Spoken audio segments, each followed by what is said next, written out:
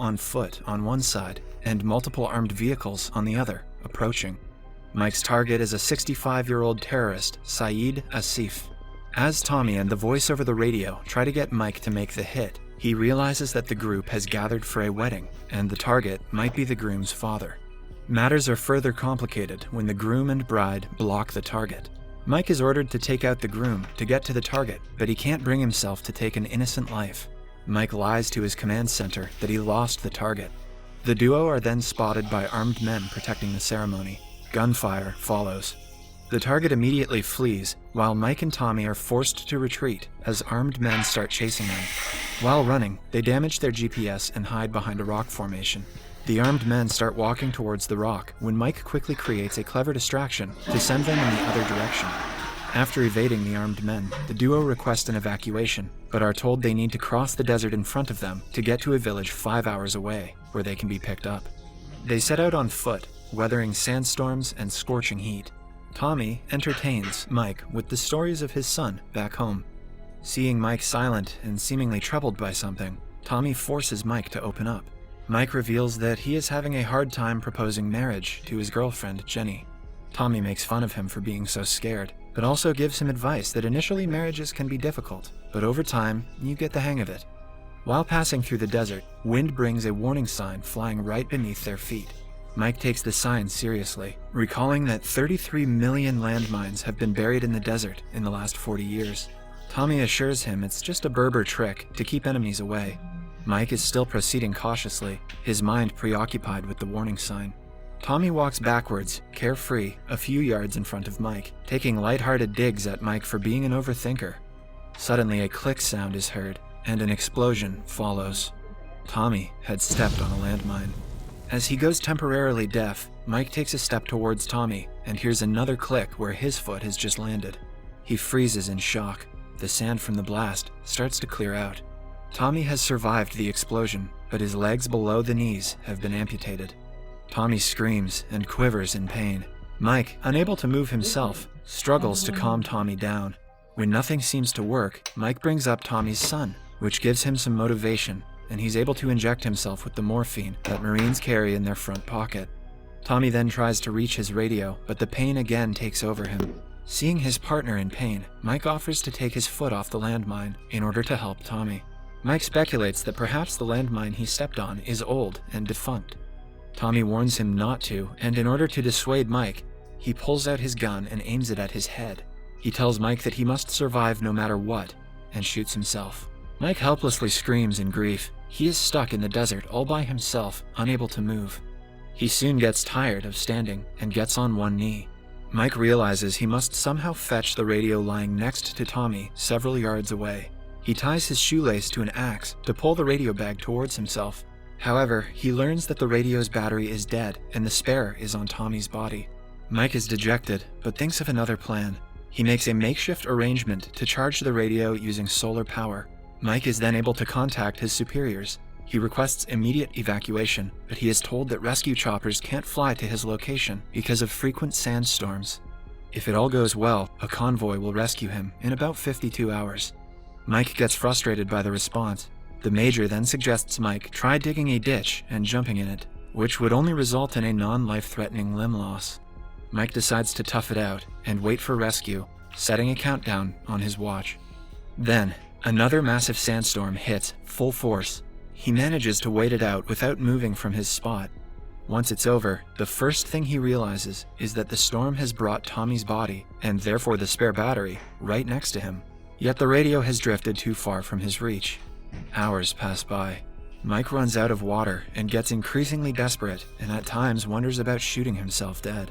He then notices a Berber coming towards him, walking in a zigzag. Mike tries to warn him about the landmine, but the Berber imitates his actions, seemingly making fun of him. Mike tries to explain his ordeal to the Berber man, but he insists that Mike must take the next step. He then takes Mike's water flask and disappears into the desert. Completely dehydrated and desperate, Mike proceeds to drink his piss when he notices a little Berber girl coming his way, bringing back his water flask. She hands it to Mike, and to his relief, it's full with water. Although the girl never speaks, using her toy soldiers, she too seemingly tells Mike that he has to step off the mine and move on. Mike tells her that he can't move and asks the little girl to fetch him his radio, but the girl doesn't understand. Desperate, Mike gets too loud, scaring the girl away. Soon, the night falls and the temperature starts to drop. Mike lights a fire to keep himself warm. He starts hearing noises of wild animals. He takes out his phone and looks at the pictures of his girlfriend to keep himself distracted. He finds a video from his girlfriend. In the video, Jenny tells Mike that she is waiting for him. Mike must win the war and come back to her as soon as possible. Mike begins to get emotional. He is afraid that he might never see his girlfriend again. Tired of everything happening to him, he starts to fall asleep, but he snaps out of it to find that the fire has died out. He finds himself surrounded by wild animals. He tries to scare them with his gun, but fails. The animals drag Tommy's body away. One animal starts to proceed towards him, but using his torchlight, Mike shoots the animal with his gun. The animal lands on a landmine, causing an explosion and scaring the other animals away. The morning arrives, and the same Berber man again drops by. He tells Mike that he is very lucky that he has survived thus far, even after stepping on a landmine and spending a night in the desert with wild animals. He once again suggests that Mike step forward, but Mike doesn't comply. Mike tells him that he probably knows the location of the mines, as he always walks in a pattern. The Berber responds that he doesn't know where the landmines are, and he only walks in a zigzag because it is safer than walking straight. Mike again asks him to fetch his radio. The Berber man finally agrees and brings the radio back to Mike, and then heads on his way. Mike checks his watch, and there's still 24 hours left for the help to arrive. He slowly starts hallucinating. Mike sees Tommy wake up from his death. The imaginary Tommy motivates Mike and tells him that he will get out of this alive. The sun sets again, and Mike starts to think about all the mistakes he has made in his life. He starts regretting leaving his girlfriend, Jenny, alone and coming to the mission. He again finds himself surrounded by animals. Mike aimlessly starts shooting at them in the dark, but the animals still attack him. He gets lost in his thoughts as he fights off the wild animals. As the sun rises, Mike again descends back to reality.